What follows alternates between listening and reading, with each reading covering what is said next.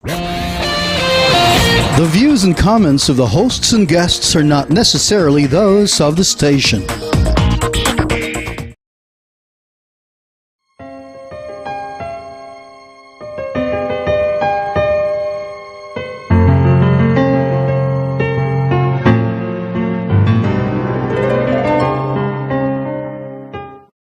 Welcome to the program Power to Unite with Elvira. Marami na po tayo nai-interview, iba't ibang field. Diverse ang mga nakukuha natin mga magiging guest natin. Ngayon, for the first time sa history ng Power to Unite with Elvira, meron po tayong i-interview na kaiba sa lahat ng mga na-interview natin dito dahil first time ito, and then lakas loob natin siya in-invite. No, though we know she is very busy, none other than si 𝗨𝗶𝘄𝗲𝗵. Siya po ngayon ang president ng Philippine Society of Digestive Endoscopy.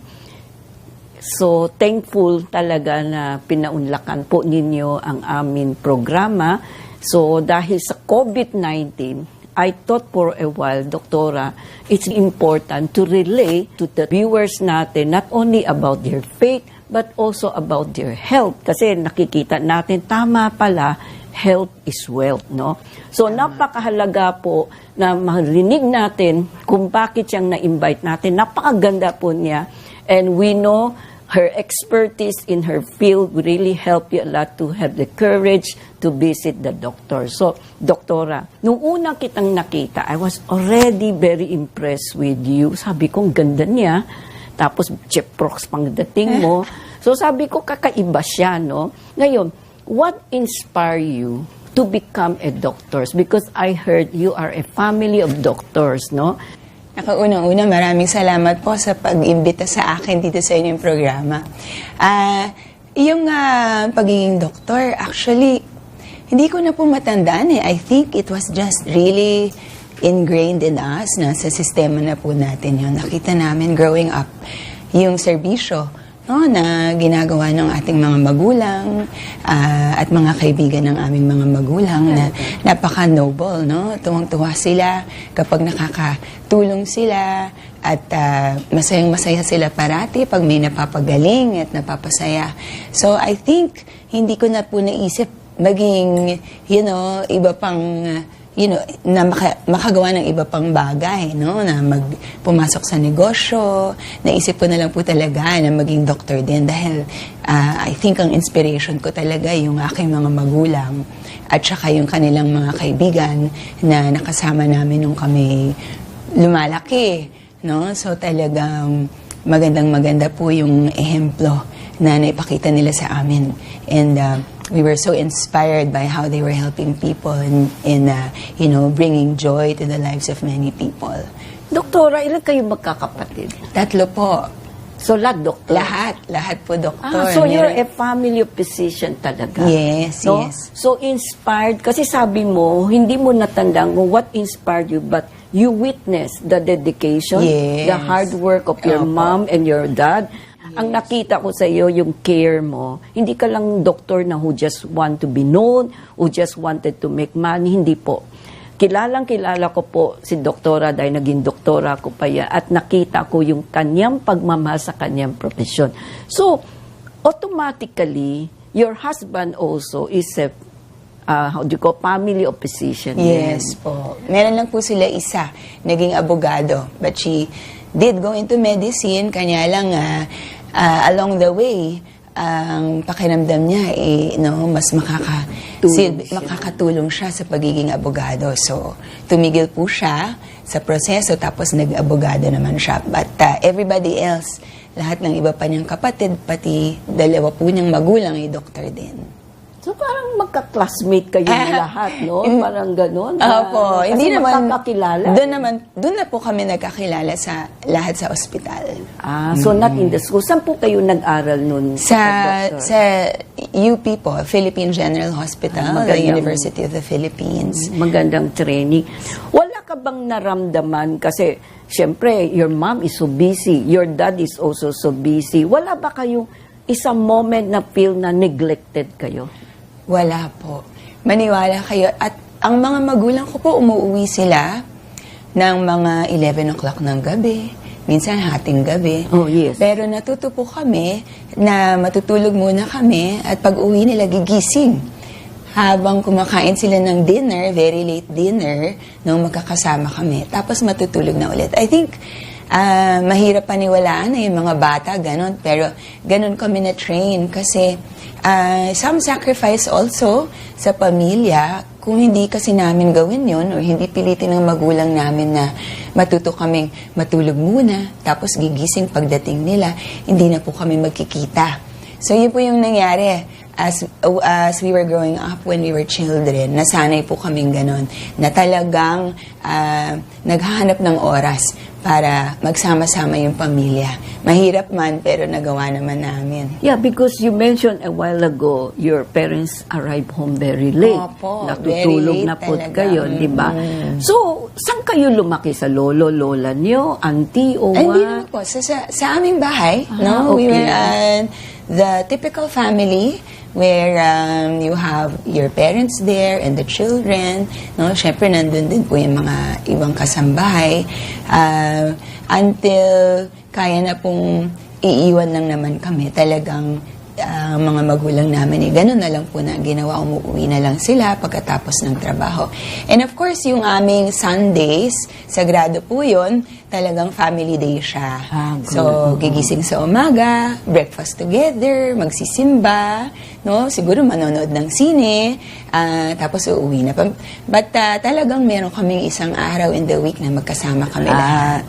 I So, think hindi that's naman the po key. napapabayaan. So that's the key to why even though late sila umuwi, hindi kayo nakikita Monday to Saturday kasi both of you are busy kayo. Busy Opo, kayo sa study nyo. Sila naman busy sa work nila. And then the Sunday, at the time kasi walang cellphone.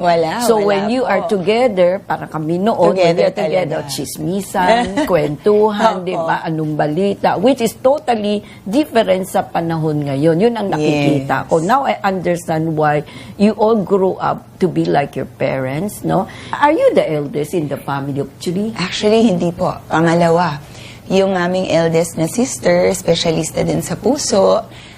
Yung aming bunso naman sa kidneys. Oh, no? okay. So, yung parents ko po talaga planadong-planado lahat kasi talagang we are 3 years apart, no? So talagang naalagaan kami hanggang sa pwede na ulit magkaroon ng anak. So talagang yung family planning, pati yun, naisip nila. Knowing you are the second, normally ang second is always showing that I'm better than the eldest, di ba? Hindi mo naramdaman yun. You wanted to be better than your sister. I don't know if I wanted to be better, but I have to say she was a very, very nice older sister, and she was, to some extent, my idol also. So I wanted to do what she was doing. No, maybe really, not really thinking that I wanted to do better, but I wanted to be like her to some extent. So lahat ng accomplishments niya sa school, kunwari po, she went into the varsity team sa school ng volleyball. Sabi ko, ako din. No? Or she enrolled in this course. Ako din. Meron pong ganon, no? That's true. But I don't believe naman na, inside, I felt like I had to do better than her. But I wanted to be like her, which I think is a positive thing. Also. Maganda, Doktora, because now I understand why it's the way you were brought up. Pero tutuloy po namin na aming magandang pag-uusap ni Doktora Prodigalita sa pagbabalik po ng Power to Unite with Elvira.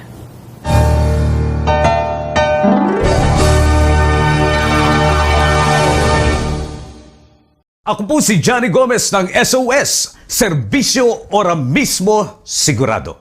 Manood po kayo dito sa ating malayang talakayan, dito sa ating masiglang usapan. Tandaan po ninyo, layunin natin ang maiangat ang kaalaman ng ating mga kababayan sa katwiran at karapatan.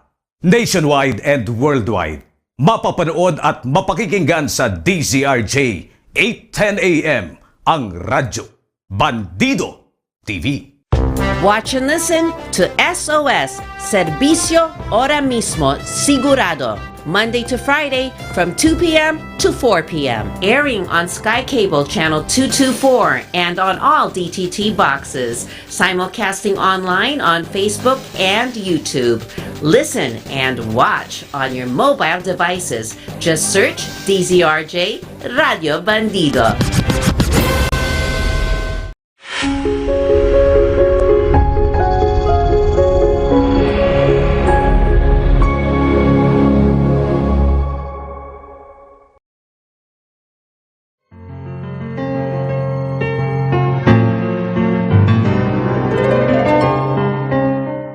Doktora Patricia, ang ganda, walang competition sa family. May harmony kayo because ang field mo nasa endoscopy, tapos yung brother mo, nephrologist, tapos yung eldest mo, cardiologist. Pareho ng mami mo, no? Opo. And also your dad is the eye naman.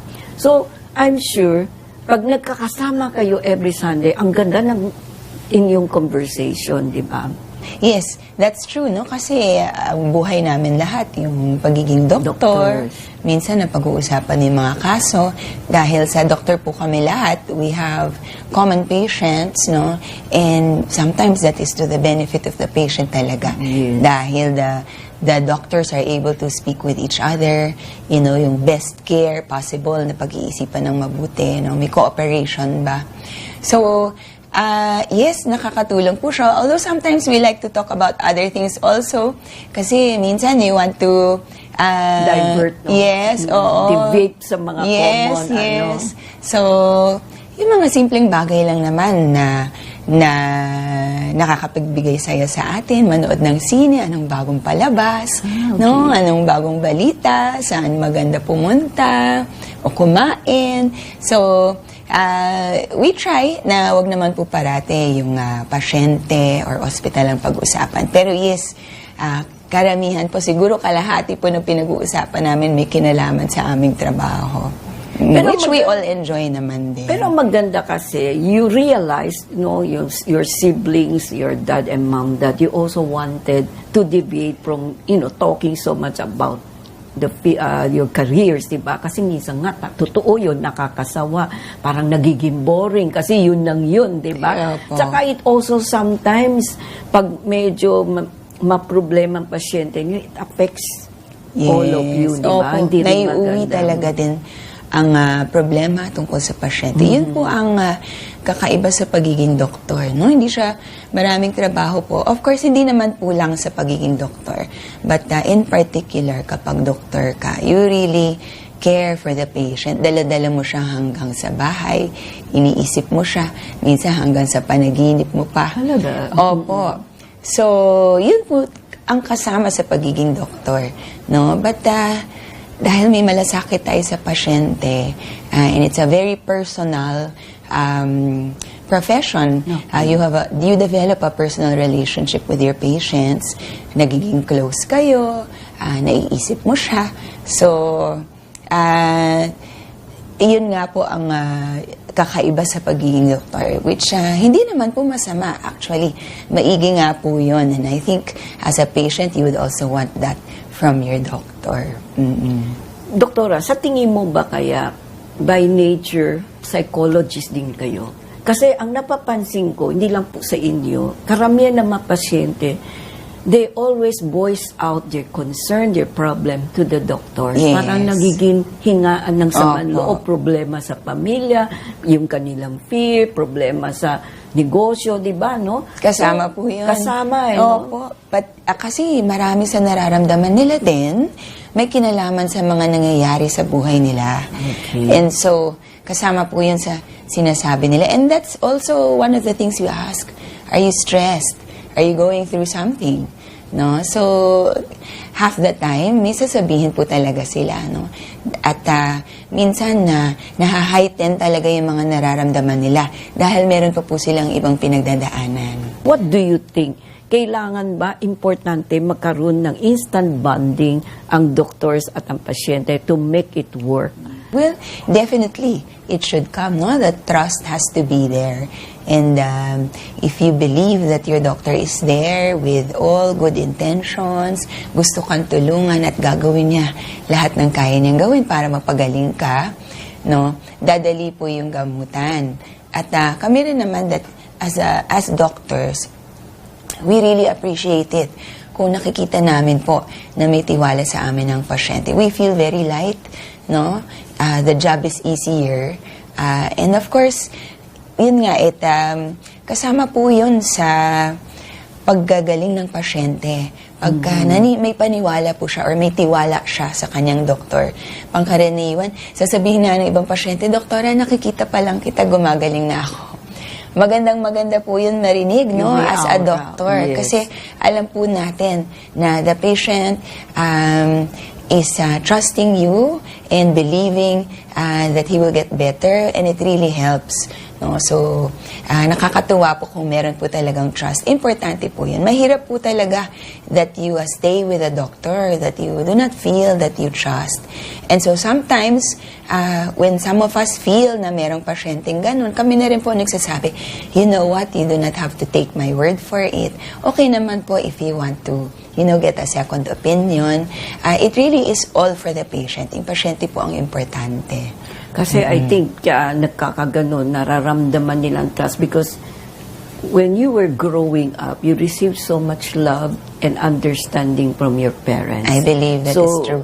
That's the most important thing. And one thing that struck me is that every Sunday, aside from being a family day, you go to the church together, you pray together. So do you think ang faith ba ng isang tao kung gusto niya gumaling, kailangan pa rin may Diyos sa buhay niya?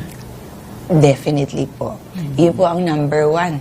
Number one pa over the doctors, no? And the doctor's advice. You have to have faith. You have to pray and believe. Believe that you will get better. So, importante po yun. And when patients or even family members ask for advice, how to deal with the illness of their family member, kasama po yun sa aming sinasabi. Na, especially when we feel or we see na, they are not reaching out and praying, no, kasama po din yun sa aming advice.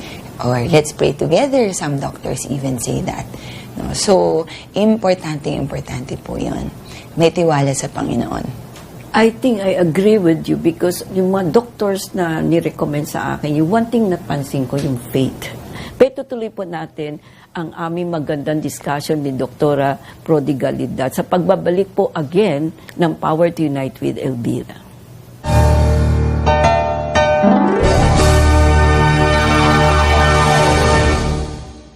Ito po ang inyong kaibigan Jimmy Morato, nag-aanyaya sa inyo sa inyong palatuntunang 𝗨𝗃𝗃𝗵 Baby.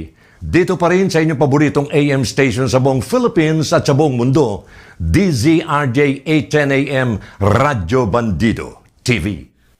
Watch and listen to 𝗨𝗃𝗃𝗵 Baby, Monday to Friday from 4 p.m. to 5 p.m. Airing on Sky Cable Channel 224 and on all DTT boxes. Simulcasting online on Facebook and YouTube. Listen and watch on your mobile devices. Just search DZRJ Radio Bandido.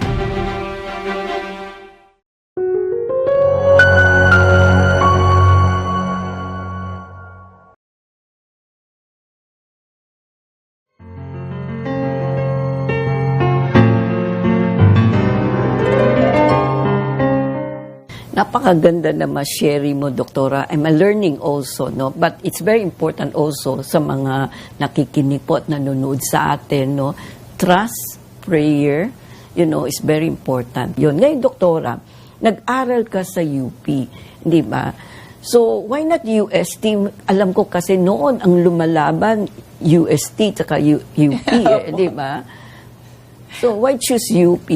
Well, ang malaking influensya doon yung magulang ko dahil doon din po sila nag-graduate. Doon din po sila nagkakilala. So parang very similar po sa mga nangyari sa buhay ko, no? Na you meet your spouse or your potential spouse doon na rin po sa kung saan po nag-aaral at saka nagtatrabaho. But it was UP because they also went there. And kasama na rin po yun, ay gusto ko po pumasok sa kung saang paaralan nagpunta yung aking magulang. Yung UST, I'm not sure. Hindi po natin naisip, no, na pumunta doon. Although I did apply, although ang selection po natin dun pa rin sa UP. Sa UP. At saka, ano na rin po, yun na po talaga yung community that we were around. Because my parents nga are also we were very familiar with all of their friends and colleagues, and most of them were also from UP. So, yun po yung circle nila and the circle we grew up in. Alam niyo, Doktor, kasi pag UP, alam ko, being a government university, maraming grant yan. Tsaka your training is better than UST. Although alam, UST kasi Naku, baka magalit po sila. Hindi naman, kasi I'm from UST also. Alam ko pag mga UST, very dedicated, Yes, hardworking. yes. Tsaka ano sila, hindi sila mayabang, you know. Opo. Pero ang UP, saludo ako kasi ang training nyo, grabe, napakaganda exposure nyo sa PGH, right? Opo. Tapos may training ba kayo sa abroad o Opo. within dito lang sa Pilipinas? Sa akin po ang nangyari, no, I went to UP Diliman for college, and after that I went to the College of Medicine, which is in UP Manila, and then I did my specialty training, residency in internal medicine, and fellowship in gastroenterology sa Philippine General Hospital, which is the hospital of the University of the Philippines. Kanya lang po, meron po talagang, if you do a subspecialty, no, mas specialized pa, na mas expert, you study a more defined expertise po, occasionally you will still have to go abroad. So yun po yung ginawa ko dahil at that time, wala pa pong place to do that here. Okay. So, kinailangan ko pa pong mag-travel. Tumira po ako sa Amerika ng higit sa 1 taon para pong mag-train pa po to do further studies. So, doon po ginawa, I did my specialty in advanced endoscopy, no? Gastrointestinal endoscopy. Yung gastroenterology kasi po, marami po siyang elements noon. May mga sa lahat po yan, specialista po kami sa atay. Okay. Sa pancreas, no? Sa tiyan, sa lalamunan, sa bituka. So, pipili ka rin po. Pwede you can just be a gastroenterologist, no? You can treat everything.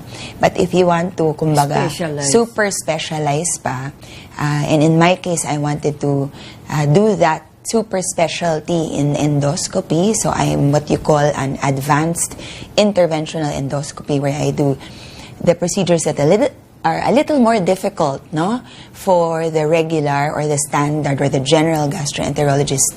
At the time, I had to go abroad. So yun po ang inaral ko, abroad.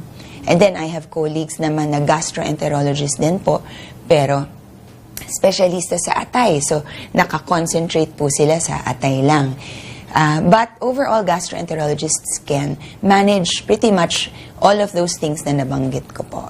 Alam mo, Doktora, karamihan sa narinig ko mga doctors, even before nung nag-aaral ako, karamihan pag nag-aral na o nag-specialize na sa Amerika o let's say sa Europe o sa London, hindi na umuuwi. How come after 1 year gusto mo na bumalik dito? Actually, yun po rin ang turo sa amin. No? Okay. Yung magulang ko po, after they did their Doctor of Medicine here, sa Amerika na po sila talaga nag-specialize. Okay. But they always knew na babalik po sila sa Pilipinas.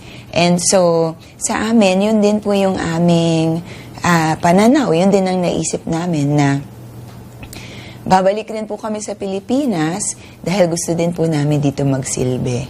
So, nag-aral man sa Amerika, bumalik din. Kasi ang isang reason sinasabi nila, Kasi mapinag-aralan namin sa Amerika yung mga equipments, yung mga is so advanced. Pag uwi namin sa Pilipinas, wala naman. Parang feeling nila, sayang naman yung kanila specialization. Tapos pagdating sa ating bansa, wala lahat ng mga equipment. Yun ang isang naririnig ko. The reason why they opted to stay there, di ba? I think that was the issue or the difficulty for the older physicians. Okay. Ngayon po sa atin, sa Philippines, I'm very happy to say, very advanced na po tayo. Maybe when you go to the provinces, not as much.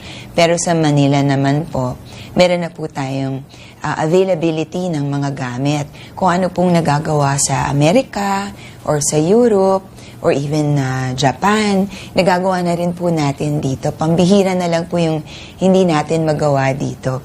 Pero yun din po yung dahilan kasi kung bakit kami lumalabas para pag-aralan yung mga ganong specialties dahil gusto namin dalhin dito sa Pilipinas. And for me, that was the entire reason, entire purpose of my actually leaving. Is so that I could bring it here. No, kasi titingnan mo, kawawa naman ng Pilipino. Walang serbisyong nakukuhang katulad ng nakukuha abroad. So it really is, or it becomes the responsibility of the doctor na rin, no? To try and see how he or she can do it so that madala sa Pilipinas yung serbisyo. Kundi po kawawa naman ng ating mamamayan, no? Yung kapwa Pilipino. So we want to be able to help. And for us to do that, kailangan maghanap din po kami ng paraan. At the only way we can do it is to learn or get the expertise, even if it has to be abroad, para lang po madala dito sa atin. Where did you meet your husband nung nasa ano ka na? You're not married yet at that time nung nag-specialize, di ba? Actually, I was married already. Okay. In fact, I had to leave my son, who was a year and a half old. Okay. Almost 2 years old, no? So I met my husband. He is 5 years, almost 5.5 years older than me, no? In medical school. So I was an intern and he was finishing his training in urology. So urologist po siya, yung mga surgeons po ng kidneys tsaka ng prostate. So doon po kami nagkakilala. And then we got married when I was doing my residency training in internal medicine. And we had our first son, no, before I did my fellowship in gastroenterology sa Philippine General Hospital din po. So, when he was almost 2, I had to leave na to go to the US. Ang hirap po kasi pag pinutol mo po yung training mo, baka hindi ka na magtuloy. So usually sa amin po, tuloy-tuloy na po yan. No? But of course, tumatanda ka na rin, you start your family while you are training. Yun po yung buhay ng doktor. And it's difficult, it's almost impossible to think about it na you finish everything before you think about starting your own family because by then you'll be very old na. No? So we end up marrying as trainees. And may konting sweldo, maliit, but yun you make do with that. No, so yun po, I had to sacrifice leaving my small family, my son, to train abroad. It was very difficult, although fortunately at that time meron na pong mga internet. So kahit papaano nakakapag-usap na rin. Yun. Although mahirap po talaga for the small child. So that's the biggest sacrifice, no? Very Torn big between sacrifice. two lovers ka, your Opo. family, your son, or your career, di ba? Yes, Pero yes. itutuloy natin, Doktora, no? Kasi napakaganda po ang sharing ni Doktora 𝗣ცი𝘄𝗲𝗿 Prodigalidad na alam po natin na siya po ang presidente ng Philippine Society of Digestive Endoscopic, no? Parang gano'n, alam mo naman, pagdating sa scientist term, medyo mahirap talaga. Pero I learned a lot, but you can see the most important thing po, they are very human. No, tao din po sila.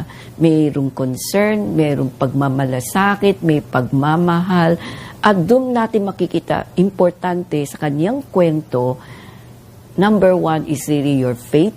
It will really lead you to where you are today, yung prayers mo, and family life. Itutuloy po natin ang aming magandang pinag-usapan sa pagbabalik ng Power to Unite with Elvira.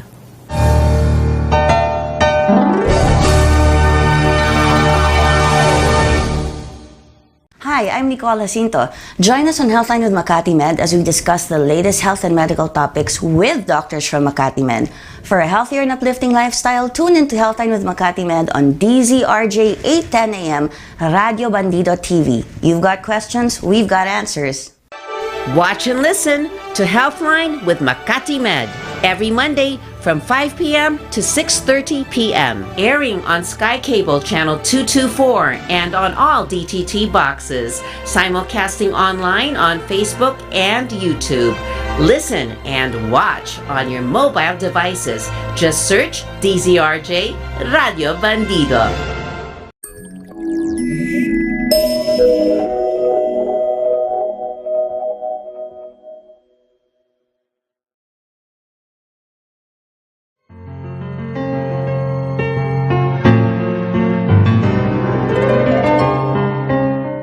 Doktora, you met your husband, di ba, during your medical, kaya sabi mo, ang revenue niyo was so small, then you got married, have a son, then you have to make decision to live while he is only 1.5 years, di ba? It's the sacrifice that you did before you become what you are today.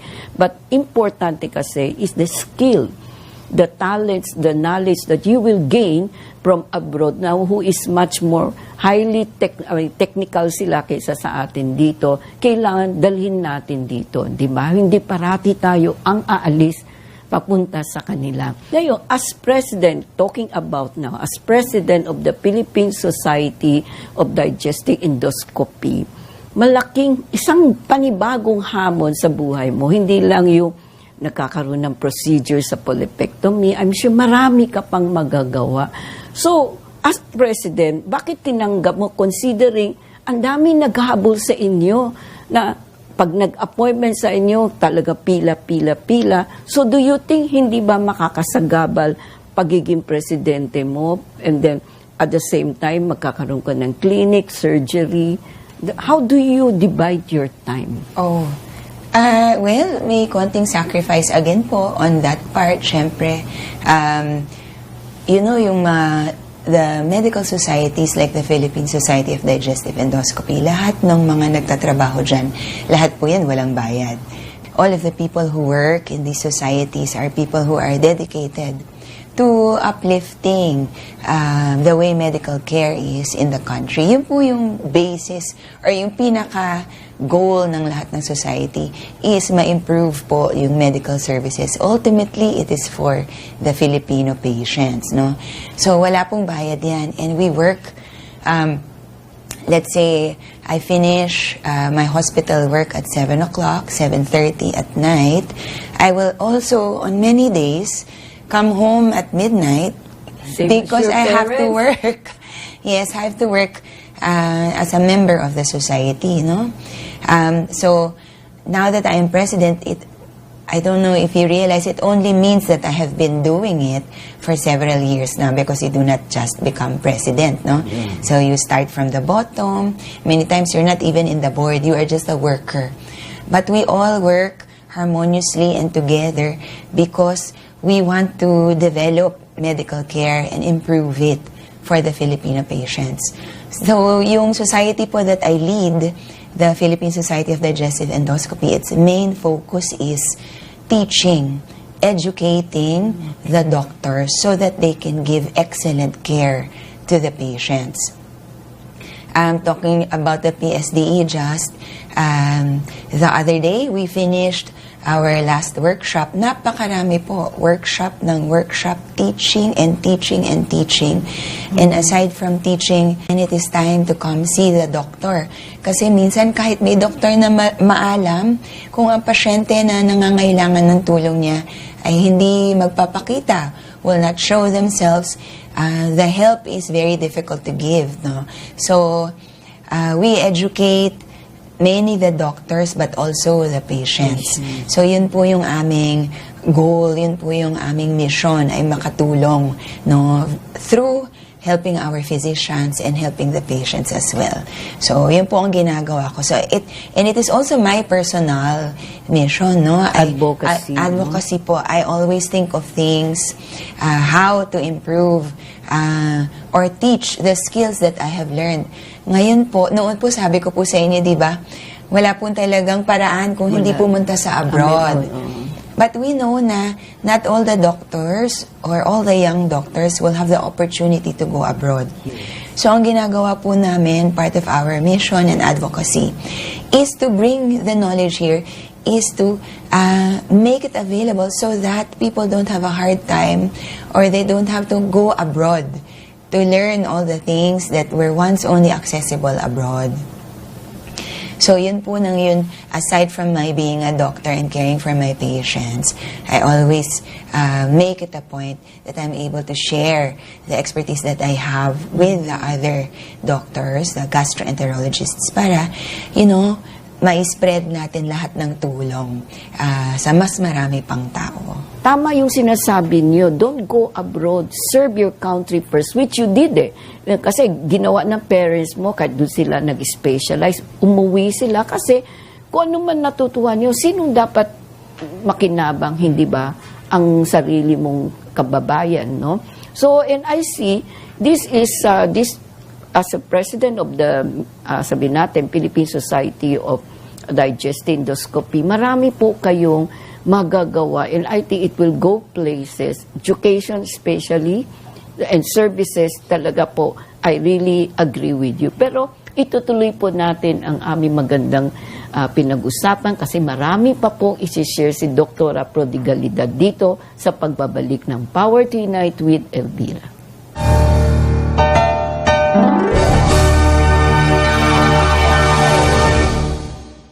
Hi, I'm Mark Lopez and I'm inviting you to watch Pugad Bloggers, the show that tackles the latest issues in social media on DCRJ 8:10 AM Radyo Bandido TV. Watch and listen to Pugad Bloggers, Monday to Friday from 7 p.m. to 8 p.m. Airing on Sky Cable Channel 224 and on all DTT boxes. Simulcasting online on Facebook and YouTube. Listen and watch on your mobile devices. Just search DZRJ Radio Bandido.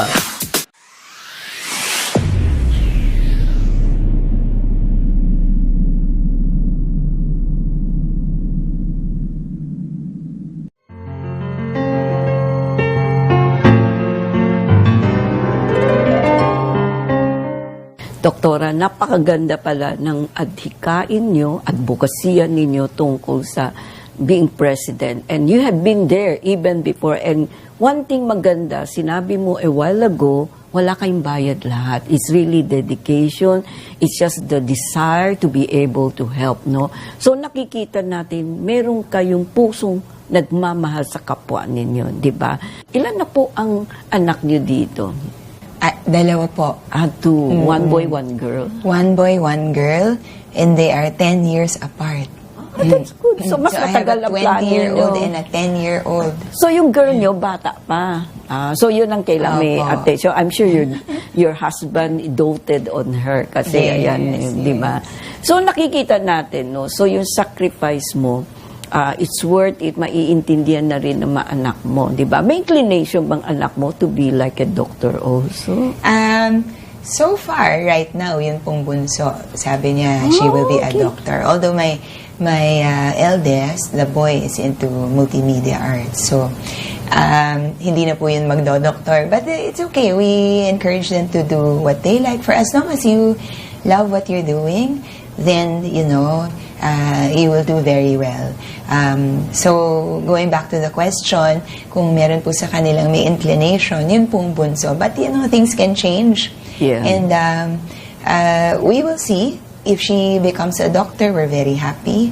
If she decides that she will be able to serve her community better, she will be happier doing a different type of work or job, then that is still okay with us po. That's good naman kasi at least knowing 10 years ang gap nila, tapos you know already where they stand with you. So you can continue to do the work because sabi mo nga, tapos ang clinic mo 7:30, tapos you do work for the society, no, as president. Siyempre, ang daming ayusin, no, as president, daming dapat ayusin. Anong gagawin nating convention? How many physician na ito ang field nila, more or less sa Philippines? In gastroenterology, we are approaching 500. Malaki din. Oo. Nationwide, But no? we feel it is not enough because for a country of 110, almost Yeah. 120 maybe, I'm Kulang not sure na anymore, kulang. kulang po ang 500. And so, we are really focusing also on trying to see how we can get the gastroenterologists to practice in the provinces, no, away from Manila. But yun po rin ang difficulty. Pinag-usapan po natin earlier, yung mga machines that we can use to help our patients Are not available. Medyo mas mabagal. They are not yet readily available in the farther communities, the communities away from Manila. Meron na po in the metropolitan areas like in Cebu and Davao and the larger cities, of course. The other larger cities. Pero sa ibang lugar, wala pa po talaga, and the patients have a difficult time, availing of services that they require. I'm very surprised to see you na naging doktora ka. Kasi while I was still studying, I remember, kokonting babae ang pumapasok. Tapos, I asked the priest, yung mga rector, bakit kokonti ang mga tinatanggap niyong girls sa mga medical field? Alam mo, sagot nila, kasi hindi nagtatapos, nag-aasawa agad. So, they rather have male candidates to enter College of Medicine. So, pero ngayon, sa nakikita ko sa hospital, maraming nurse, maraming doktor na babae, di ba? So, parang yung tabu na yon, parang nawala. What do you think of that? May discrimination ba laban sa mga babaeng doktor o doktora? I'm not sure how it was before, but I believe to some extent tama po yung sinabi ninyo, no? May kaunting discrimination against women becoming doctors kasi they feel na, they will maybe not be able to take care or take their job seriously kasi nag-aasawa na lang and they have to take care of their own families. But fortunately, I believe things have changed, no? The husbands are very supportive now of their wives, developing a career, especially if it is something they are very passionate about. And I'm very fortunate with my husband, maybe because he's in the same field, but really because he just believes, that women are just as capable, and it does not mean that because you are a mother or a wife that you will just end up neglecting those responsibilities by choosing to have a career or choosing to help other people or be busy somewhere else at a few hours a day. So, at saka, women are very capable. Yes. No? And I saw that in my mother. She was able to become a doctor even at the time when it was difficult. Pinag-usapan po natin yung UST. Yes. My parents-in-law are from UST. Okay. And they're excellent doctors. And my mother-in-law, she's now, I think she's 83. No? So, nagawa rin po niya na very religious, very religious family sila, they have very strong faith, and she was still a mother and a doctor at the same time. She also went abroad. She met her husband abroad, who was also a doctor training there. Because as I said, at the time, if you wanted to train, then do further studies, you have to go out. So dun din po sila nagkakilala. So, siguro nung panahon nila mahirap po. But I grew up with seeing my mother that it was not impossible. Pwede naman po siya. And my husband also, because nga both his parents were doctors, he also saw it was not impossible. Pwede rin pong maging mother and doctor, physician at the same time. So, I think I was just very lucky and blessed. Yeah, I think I agree with you. You're blessed because you come from a family. Both you and your husband comes from a family of physician, doctors. Tapos nakikita natin yung understanding is there. Tsaka maganda ka din ang gap niyo 5 years. So your husband is more understanding than you, no? Kasi kung hindi, di ba? kung pareho kayong very ambitious, it can destroy the family, no? Tsaka maganda yung gap ng anak ninyo, dalawa. It's better to have 2 or 3 rather than 1 kasi kawawa eh. I remember nung may namit ang doktor sa Davao in interview ko, ang wife niya is sabihin natin architecture, yung designer. So both are very successful but they have only 1 child. Sabi ko, kawawa naman daughter niyo. Very successful kayo, doktor ka. Tapos ikaw naman, successful interior designer, no, architecture, ano siya. Sabi ko, why do you have only 1 child? Sabi nila, mahirap. Kasi pala, I don't know how true is it, may level pala na after graduation, ilan years of residency, after 5 years, kailangan may sariling clinic na. Kaya, ang time, pati ang pagsisimba, nakalibutan. Pero itutuloy po natin itong magandang conversation sa pagbabalik po ng Power to Unite with Elvira.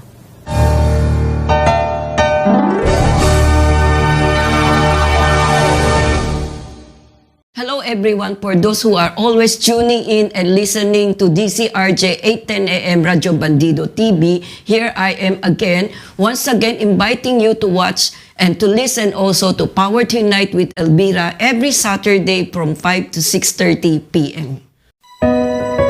Watch and listen to Power to Unite every Saturday from 5 p.m. to 6:30 p.m. Airing on Sky Cable Channel 224 and on all DTT boxes. Simulcasting online on Facebook and YouTube.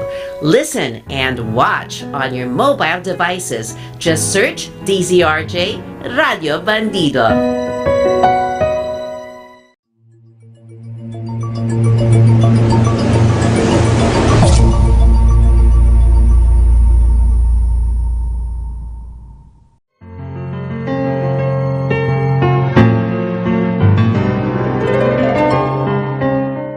Doktora, alam mo, yung kinikwento ko kanina bago tayo naputol is really, yung doktor na yon, were very successful but he realized nung nagkukwento ko, sabi ko, alam mo, kasi you don't know what will happen to your child. You are not there forever for her.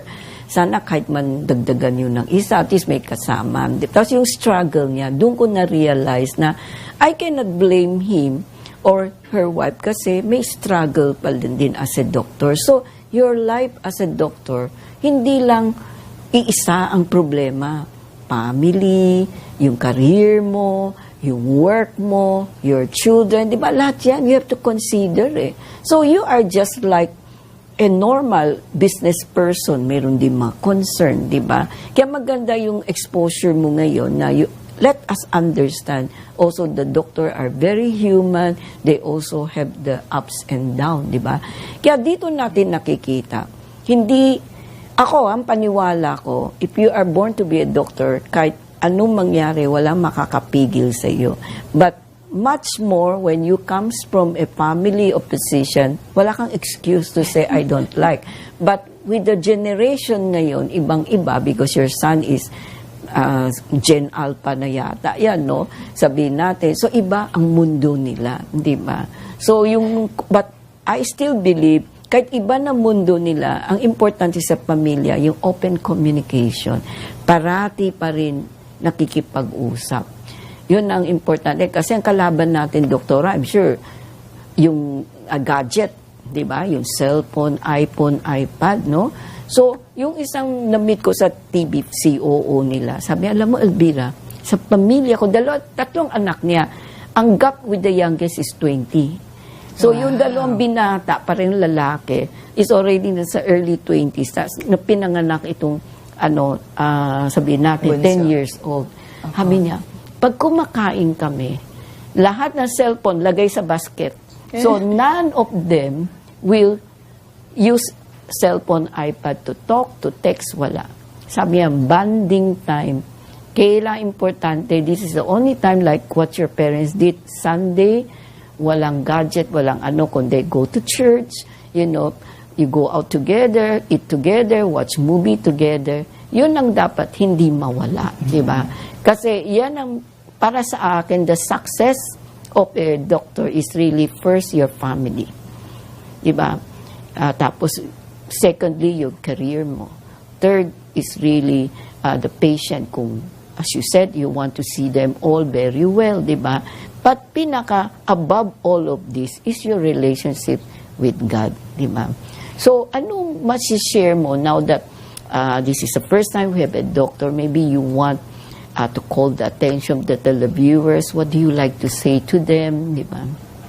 Oh, well, maybe I will take off from what you said, no? Above everything else is your relationship with God. And that is what we, like any other family or any other individual, we also believe, I believe that that is true. Sa pamilya namin, we don't go to bed without all praying together. And my children even look for that, no? So, hindi matutulog po yung mga yan. Papasok sa kwarto, it's time to pray. So, He is the center of our family, and it should be the same for every other family, no matter what career you have or no matter how busy you are. And maybe I want to say to the viewers, no, that being a doctor may sound like it's very difficult, but I encourage the youth, the young individuals watching, your viewers, that you can still find, hopefully, being a doctor as some possibility in your future. Kasi mahirap man po siya, but you will always find happiness in it, no? You will always find happiness with not just treating your patients, but you can still have time for family and time for yourself, which is also important. So I hope, at least with this interview of ours po, I'm able to inspire the youth. Like what you said earlier, na they're all thinking about being mga artista, being in showbiz, no? But being a physician is just as fun, right? It's just as exciting, and it's just as rewarding. So kung sana po our young viewers are able to see it that way after this interview po. And to the patients who are watching, no, we were talking about, huwag po kayong matakot, no? Your doctors are human, and they are there to help you, or we are here to help you, and you just need to reach out, because whatever you are going through, we can deal with it together, and you need not be afraid. The earlier, the better, no? Always po. Napakaganda po ng sharing ni Dr. 𝗣ცი𝘄𝗲𝗿 prodigalidad, no? So nakikita po natin dito, may puso siyang talagang punong-puno ng pagmamahal, very caring, very understanding. Pero bago tayo mag-isang doctor, you know, you also listen to her calling out for the youth, future doctor natin. Sana pakinggan niyo ang sharing niya. Hindi po mahirap maging isang doctor because tao din lang po sila. Pero ang isang advice niya, which I hope you will learn, is really put God above all. Kung kayo nagkaasawa, put it in the middle of your marriage life. Your relationship with God is very important for what you will become today. Kahit po gaanong kahirap, kasama niyo sila, di ba? Like footprint in the sun, sabi nga ng Diyos, hindi niyo alam, I also walk together with you, di ba? Ngayon, ang hiniling lang po natin dito sa mga nanonood, importante po na malaman nyo anong gusto nyo sa buhay nyo. Kung ayaw nyo maging doctor, okay lang. Pero ang isipin ninyo, how can you help the other people? Ang ganda, no? Na sabi ni Dr. 𝗵𝗶𝗿, as president of the Philippine Society of Digestive Endoscopy, nagagawa niya yung kanyang advocacy, kanyang adhikain, kundi tumulong, makapag-serve, and by serving is really to educate. And they are not only educating the 500 physicians all over the Philippines, kundi pati din ang patient. They have to also understand. Hindi po kasi pwede one-sided eh. Kailan lahat yan, no? Holistic approach na maintindihan ninyo for you to put trust. At napakahalaga po dito sa nakikita natin, why they become successful. Hindi lang dahil galing siya sa pamilya ng mga physician, kundi andun yung will to serve, will to be to learn, no? Nakikita natin may kusa siya, pero hindi po ganun kadali. Dadaan po rin siya sa butas ng karayom because she has to sacrifice. Imagine, bagong kasal. May isang anak na 1.5 years, but she has to leave behind because she has to specialize more in the United States. Pero ngayon, nakita niya, now that she has the skill and the talent, siya ngayon magtuturo. Kaya kayo, save na kayo sa isang challenge sa buhay niyo na hindi na kailangang pumunta sa abroad because trust our, local physician here. And I think they are better than the one abroad because ang nakikita ko sa abroad, karamihan, parang the relationship is like doctor-patient. That's all. Walang it. Ano yung it? Yung pagmamahal, yung family life, yung may takot sa Diyos, yung gagawin lahat para matulungan kayo. Yun ang nakikita ko sa magandang episode dito. And I'm so happy that Dr. Patricia 𝗨ഃ𝗶𝘶𝗵, President of the Philippine Society of Digestive Endoscopy, obliged to be interviewed. Sana ma-inspire po kayo. Hindi lang po pare ang mga in-interview natin dito, mga ambassador, even mga diplomats natin also undergo a lot of challenges. Just like Dr. Pero tandaan nyo, tao din lang sila, ready to serve, ready to love, ready to share what they have. Ang maganda, sila member dito sa society, walang bayad po. So, nauuna dito yung makatulong. Sana ganun din po kayo and you learn from this episode hanggang sa muli dito po sa programa ng Power to Unite with Elvira. There's a desperation that exists in the world, a growing helplessness we're at a loss to solve. We yearn for peace, yet fight for selfish reasons. We search for meaning, but fooled by illusions. What went wrong? Why does every day seem to get worse? In the midst of doubt and temptation, God gives us the simple solution. Read the Bible, the Word of God will give you strength to face the challenge of living. Read the Bible, open it, feel it, understand it. It is the source of our hope when life is too heavy to bear. Seems lost and unclear. Read the Bible and its message will wipe away your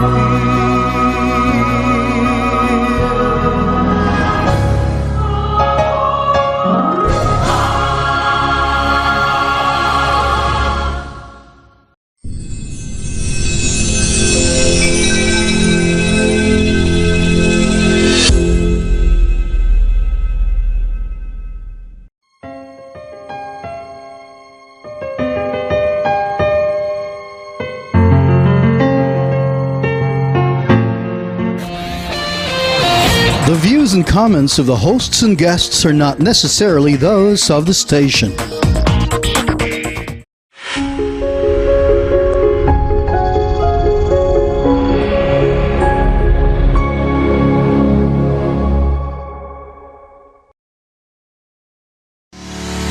If you like listening